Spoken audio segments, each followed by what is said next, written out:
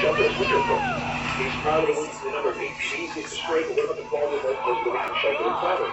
Mayor Smiley, we demand you stop the raids, stop pushing people around from place to place, and start helping them survive outside now until humane shelter and real housing that meet their needs is available. There's no surprises at Metro. The Rhode Island Homeless Advocacy Project No surprises on your bill. Yada housing yada, opportunities yada for yada. everywhere. United as one, GTUA 1. The Rhode Island Poor People's Campaign, Better Lives Rhode Island, BLRI, Matheson Church Housing Justice Committee, and Direct Action for Rights and Equality. There will be at City Hall on Wednesday, October 4th at 3 p.m. to protest the continuing police raids, while Mayor Smiley and his administration do little to nothing to provide acceptable alternatives to them. Maybe those people in those groups could house them.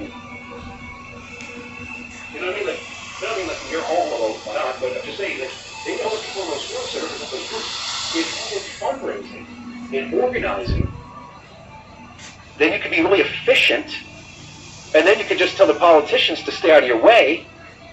But you just give us a space.